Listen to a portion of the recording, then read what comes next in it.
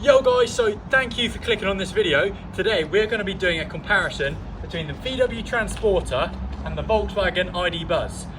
So basically, I know they're kind of not really that comparable, but at the end of the day, I bought both of these vans to technically do the same job.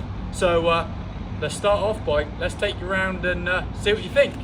So starting off with the VW Transporter, this is a 2017 model. It is the top of the range one.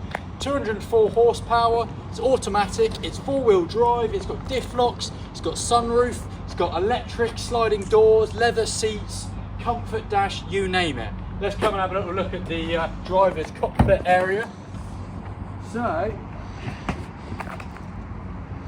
if you come inside here, so also it's all carpeted out, we've got suede headlining, we've got the sunroof here, we've got the comfort dash, DSG, these nice two comfy seats, both leather with all the armrests, and then we've got another 3 seats in the back. So this is a 5-seater van, known as a combi, also with the side windows. Now, if we go around and show you the back, so we obviously buy these vans for mountain biking. We're a bike shop. Coming in here, we've got a full bike in here, as you can see, like so. It doesn't fit in straight with the wheels on. You can get two comfortably like that, really easy and quick. Though if we've taken more, we've taken about 4 or 5 in here before, but you might have to take a wheel or 2 off. But yeah, it's not the end of the world. You get it in, got a load of storage in these side bins. This is all custom made. I'm going to show you the sort of bed conversion we've got in a minute. Again, it's all being carpeted. We've even got a water tank in there, jet wash, etc. Got lights in the tailgate here. If it's raining, this is a really good covering to help keep you dry. So for that respect, I really like this van for that. But let's come have a look around in the middle. As you can see, this one's been done up with fancy wheels from Leighton. It's electric doors as well. As you can see, magically opens. So these are the rear seats. And now what I'll do, if I just take that bike out the back, I'll show you how this converts into a camper van. Right guys, so this next bit that I'm going to be showing you is the sort of conversion to make it into a bit of a camper van. This is completely my own design, built by me. I've never seen anyone else do this, and I really didn't want to show the internet, but it's kind of too good not to show. And if any van conversion companies out there want to steal this idea, let me know. You can pay me some royalties. So, to start off with, we fold the seats down. Then we've got this little piece here which sits behind the seat, so that's great. We'll just leave that down there. Then this also acts as a bulkhead, helping you keep separate from your bikes and your gear in the back. This folds down like so. Ta-da! We'll grab this, come around the back with me. Then you'll see the bulkhead bit is still in place. We've got these gas struts to hold it up. That comes down like that. I've got myself a bit of a muddle here.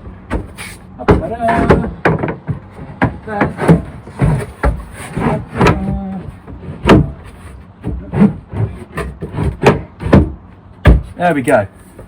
So then you just put a mattress on the top of that. I've got 2 single IKEA foam mattresses that go next to each other. So technically it's a king size bed. And yeah, no problem sleeping in this whatsoever. And the best thing about it is look how much space is underneath. Now, take your front wheel off your bike. You can easily get 2 bikes in there and camp on top with a king-size bed. No other conversion company in the world has ever come up with that. So yeah, this is my own idea. Thank you very much. Right, I think we've possibly shown you everything there is on a Transporter. There you go. Sorry we haven't cleaned them out. As I say, they're always in use, getting the love. Other facts you should probably know. So some facts that you should probably know about this van. It's a diesel van, so it uses diesel. It's a 2-litre bi-turbo, so it's got 2 turbos. So it's a very quick van, which is very enjoyable to drive. Obviously it's auto, as I mentioned earlier, with the DSG gearbox. The only bad thing really on it is fuel economy. It's not great. Sort of on a long run, you're going to get, and cruising at 70 mile an hour, you're going to be getting 29 mpg, and around town it's going to be 20-25, something around about there. So that is a bit of a letdown, and I was finding that per month. I'm not doing that many miles, spending near on £400 a month on diesel, which is a serious amount of money. So yo guys, so this is now the Volkswagen ID Buzz Cargo, just the plain cargo one. This is the absolute base spec, apart from it's got colour coded bumpers. Underneath this wrap, it's actually a black van, as you can see on this bit's black. It's a 79 kilowatt version, so this is a fully electric van. It has an estimated range from VW of 286 miles, which so far seems to be fairly accurate. Last weekend we drove to the Forest of Dean. It's a 240 mile round trip for us, and when we got home it said we had 33 miles range left, so I'd say I'm really happy with that. And in terms of cost wise, it was a massive saving, because normally in that van it would cost me about £80–90 to drive to Forest of Dean for the day. This £3.50. Look at the savings, insane.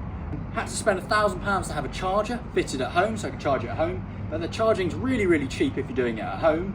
And to give you an idea, for a whole month of driving, whereas that would cost me about £400 in diesel, this cost me £15 in electric. So as far as I'm concerned, I'm earning money basically by driving this one. Let's have a little look inside. So we come in. Firstly, it's got lots of gadgets where it's a 2025 vehicle, such as keyless entry. We come on in, it's got this massive grey. Basically, you've got an iPad on the dash. So yeah, that's really cool. It might be different to a normal vehicle, or ICE vehicle as they call it, internal combustion engine. Oh dear, this one. So this one, the gears are all on a stalk on the right. You've got gears there, and then on your left-hand side is your usual high beam indicators and all that jazz. Got loads of buttons on the steering wheel. And as I've mentioned, the massive screen up here, which is I really like it. And yeah, there's no rev counter, nothing like that. It just gives you a speed, and that's it pretty much. There's a few cubby holes in here. We've got heated seats. There's 3 seats in the front on this one. It's quite a weird configuration. It does feel like you're sat almost in the second row of seats. There's this massive dashboard with loads of it's just empty space. I mean, we've got things like a first aid kit in there ready. But yeah, there's not a lot else going on here.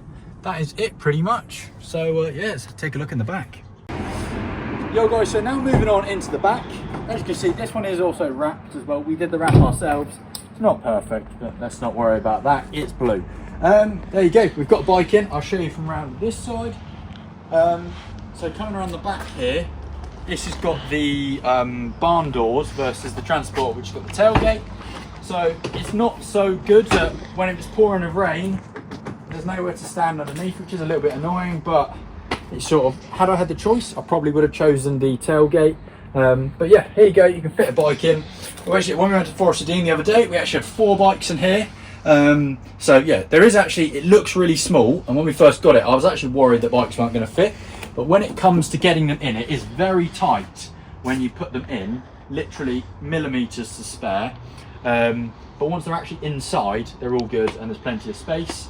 It's just a lot more basic in the back. We're not going to spend the time and money doing anything to it. It's a cool van. We put this bit of rubber flooring down to protect it.